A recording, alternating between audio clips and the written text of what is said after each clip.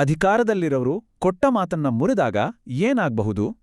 ಬನ್ನಿ, ಇವತ್ತು ನಾವು ಒಂದು ಸ್ಥಳೀಯ ವಿವಾದದ ಬಗ್ಗೆ ನೋಡೋಣ. ಇಲ್ಲಿ ವ್ಯಾಪಾರಿಗಳಿಗೆ ಕೊಟ್ಟ ಅಧಿಕೃತ ಭರವಸೆಯನ್ನ ಇದ್ದಕ್ಕಿದ್ದಾಗೆ ಹಿಂತೆಗೆದುಕೊಳ್ಳಾಯಿತು. ಯಾಕಾಯ್ತು ಈ ಹಠಾತ್ ಬದಲಾವಣೆ? ಇದರ ಹಿಂದಿನ ಕಥೆ ಏನು ಅಂತ ತಿಳ್ಕೊಳ್ಳೋಣ. ನೋಡಿ, ಈ ಪ್ರಶ್ನೆ ಇದೆಯಲ್ಲ, ಇದೇ ನಮ್ಮ ಇವತ್ತಿನ ವಿಶ್ಲೇಷಣೆಯ ಕೇಂದ್ರಬಿಂದು. ಒಂದು ಅಧಿಕೃತ ಮಾತುಕತೆ ನಂತರ ತಗೊಂಡ ನಿರ್ಧಾರ ಇದ್ದಕ್ಕಿದ್ದಂತೆ ಹೇಗೆ ಮತ್ತು ಯಾಕೆ ಬದಲಾಯಿತು? ಇದು ಕೇವಲ ಒಂದು ಸಣ್ಣ ಜಗಳ ಅಲ್ಲ, ಬದಲಿಗೆ ಆಡಳಿತದಲ್ಲಿ ಪಾರದರ್ಶಕತೆ ಇದೆಯಾ, ಜವಾಬ್ದಾರಿ ಅನ್ನೋದಿದೆಯಾ, ಮತ್ತೆ ಪ್ರಭಾವಿ ಗುಂಪುಗಳು ಹೇಗೆ ಕೆಲಸ ಮಾಡ್ತವೆ ಅನ್ನೋ ಮೂಲಭೂತ ಪ್ರಶ್ನೆಗಳನ್ನ ಇದು ಕೇಳುತ್ತೆ. ಹಾಗಾದ್ರೆ ಈ ಕತೆ ಎಲ್ಲಿಂದ ಶುರುವಾಯಿತು ಅಂತ ನೋಡೋಣ ಬನ್ನಿ. ಎಲ್ಲವೂ ಒಂದು ಸ್ಪಷ್ಟವಾದ ಅಧಿಕೃತ ಒಪ್ಪಂದದಿಂದಾನೇ ಶುರುವಾಗಿದ್ದು. ಇದರ ಪ್ರಕಾರ ಜೈ ಕಿಸಾನ್ ವ್ಯಾಪಾರಿಗಳಿಗೆ ಒಂದು ನಿರ್ದಿಷ್ಟ ಸಮಯದವರೆಗೆ ವ್ಯಾಪಾರ ಮಾಡೋಕೆ ಅವಕಾಶ ಕೊಡ್ಲಾಗಿತ್ತು. ಆರಂಭದಲ್ಲಿ ಎಲ್ಲವೂ ಅಂದುಕೊಂಡಂತೆಯೇ ಇತ್ತು. ಇದೇನೋ ಸುಮ್ಮನೆ ನಡೆದ ಮೀಟಿಂಗ್ ಅಲ್ಲ, ಇದು ಸ್ವತಃ ಜಿಲ್ಲಾಧಿಕಾರಿಗಳ ಕಚೇರಿಯಲ್ಲಿ ನಡೆದ ಒಂದು ಗಂಭೀರ ಸಭೆ. ಇಲ್ಲಿ ವ್ಯಾಪಾರಿಗಳು ಹೇಗೆ ಕೆಲಸ ಮಾಡಬೇಕು ಅನ್ನೋ ನಿಯಮಗಳನ್ನ ಸ್ಪಷ್ಟವಾಗಿ ಹೇಳಲಾಗಿತ್ತು. ಅಷ್ಟೇ ಅಲ್ಲ, ಸಂಬಂಧಪಟ್ಟ ಎಲ್ಲರೂ ಅಂದರೆ ಅಧಿಕಾರಿಗಳು ಮತ್ತು ವ್ಯಾಪಾರಿಗರು ಈ ನಿಯಮಗಳಿಗೆ ಒಪ್ಪಿಗೆನೂ ಕೊಟ್ಟಿದ್ರು. ಈ ಸಂಖ್ಯೆಯನ್ನ ಚೆನ್ನಾಗಿ ನೆನ್ಪಿಟ್ಕೊಳ್ಳಿ, 3 ತಿಂಗಳು. ಈ ಇಡೀ ವಿವಾದದ ಕೇಂದ್ರ ಬಿಂದುನೇ ಇದು. ಇದೊಂದು ಸ್ಪಷ್ಟವಾದ, ನಿರ್ದಿಷ್ಟವಾದ ಒಪ್ಪಂದ. ಇದಕ್ಕಿಂತ ಹೆಚ್ಚೂ ಇಲ್ಲ, ಕಡಿಮೆನೂ ಇಲ್ಲ.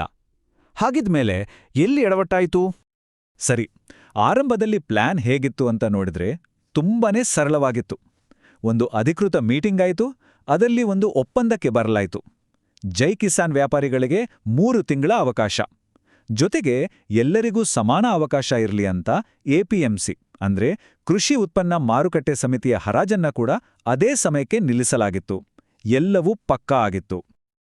ಆದ್ರೆ ಈ ಸ್ಪಷ್ಟವಾದ ಒಪ್ಪಂದದ ಪರಿಣಾಮ ಬೇರೆಯೇ ಆಯಿತು. ಜೈ ಕಿಸಾನ್ ವ್ಯಾಪಾರಿಗಳು ಸಕ್ಸಸ್ ಆದ್ರು. ಬಹುಶಃ ಅವರು ಅಂದ್ಕೊಂಡಿದ್ದಕ್ಕಿಂತ ಜಾಸ್ತಿನೇ ಸಕ್ಸಸ್ ಆದ್ರು.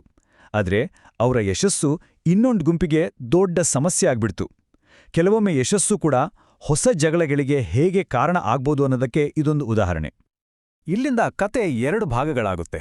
ಒಂದು ಕಡೆ ಜೈ ಕಿಸಾನ್ ವ್ಯಾಪಾರಿಗಳ ವ್ಯಾಪಾರ ಜೋರಾಗಿತ್ತು, ಯಾಕೆಂದ್ರೆ ರೈತರು ಅವರನ್ನ ನಂಬಿದ್ರು. ಎಷ್ಟೋ ವರ್ಷಗಳ ಸಂಬಂಧ, ನ್ಯಾಯಯುತ ವ್ಯವಹಾರ ಇವೆಲ್ಲ ಕಾರಣವಾಗಿತ್ತು. ಇನ್ನೊಂದು ಕಡೆ ಎಪಿಎಂಸಿ ಹೂಡಿಕೆದಾರರ ಮಾರುಕಟ್ಟೆ ಸಂಪೂರ್ಣವಾಗಿ ಫೇಲ್ ಆಯಿತು. ಈ 2 ಬೇರೆ ಬೇರೆ ಫಲಿತಾಂಶಗಳೇ ಮುಂದಿನ ಸಂಘರ್ಷಕ್ಕೆ ನಾಂದಿ ಹಾಡಿದ್ದು. ಸಹಜವಾಗಿಯೇ ಈ ಯಶಸ್ಸು ಕೆಲವರಿಗೆ ಇಷ್ಟ ಆಗ್ಲಿಲ್ಲ. ತಮ್ಮ ಬಿಸ್ನೆಸ್ ಫೇಲ್ ಆಗ್ತಿರೋದನ್ನು ನೋಡಿ ಕೆಲವರು ಜೈ ಕಿಸಾನ್ ವ್ಯಾಪಾರಿಗಳ ವಿರುದ್ಧ ನಿಂತರು. ಆದ್ರೆ ಯಾರು ಈ ವಿರೋಧಿಗಳು? ಮೂಲಗಳು ಹೇಳೋ ಪ್ರಕಾರ ಈ ವಿರೋಧ ಬಂದಿದ್ದು ಹೂಡಿಕೆದಾರರ ಗುಂಪುಗಳು ಮತ್ತು ಬಾಡಿಗೆ ಚಾಲಿತ ಲಾಬಿಗಳಿಂದ. ಅಂದ್ರೆ ಸ್ಪರ್ಧೆ ಮಾಡಿ ಗೆಲ್ಲೋ ಬದಲು ತಮ್ಮ ಪ್ರಭಾವ ಬಳಸಿ ಲಾಭ ಮಾಡ್ಕೋಬೇಕು ಅಂದ್ಕೊಂಡಿದ್ದವರಿಂದ. ತಮ್ಮ ಜೇಬಿಗೆ ನಷ್ಟ ಆಗ್ತಿದೆ ಅಂತ ಗೊತ್ತಾದ ತಕ್ಷಣ ಅವರು ಆಟ ಶುರು ಮಾಡಿದ್ರು. ತಮ್ಮ ವಾದ ಸರಿ ಅಂತ ತೋರಿಸ್ಕೊಳ್ಳೋಕೆ ಅವರು ಒಂದು ತಂತ್ರ ಮಾಡಿದ್ರು. ಕೆಲವು ಸ್ವಯಂಘೋಷಿತ ರೈತ ನಾಯಕರನ್ನ ಕರ್ಕೊಂಡ್ಬಂದು ಅಧಿಕಾರಿಗಳ ಮುಂದೆ ನಿಲ್ಲಿಸಿದ್ರು. ಅವರ ಮೂಲಕ ಕಥೆಯ ಒಂದು ಮುಖವನ್ನಷ್ಟೇ ಹೇಳಿ ನಿಜವಾದ ರೈತರ ಧ್ವನಿಯನ್ನೇ ಅಡಗಿಸ್ಬಿಟ್ರು. ಹಾಗಾದ್ರೆ ನಿಜವಾಗ್ಲೂ ಇವರು ರೈತ ನಾಯಕರೇನಾ? ಮೂಲಗಳು ಹೇಳೋದು ಬೇರೆ ಕಥೆ. ಇವರಲ್ಲಿ ಯಾರಿಗೂ 1 ಗುಂಟೆ ಜಮೀನು ಕೂಡ ಇಲ್ವಂತೆ. ಆದ್ರೆ ಐಷಾರಾಮಿ ಕಾರಲ್ಲಿ ಓಡಾಡ್ತಾರೆ, 5 ಸ್ಟಾರ್ ಹೋಟೆಲಲ್ಲಿ ಉಳ್ಕೊಳ್ತಾರೆ. ಇಂಥವರು ನಿಜವಾಗ್ಲೂ ರೈತರ ಪರವಾಗಿ ಮಾತಾಡ್ತಾರಾ?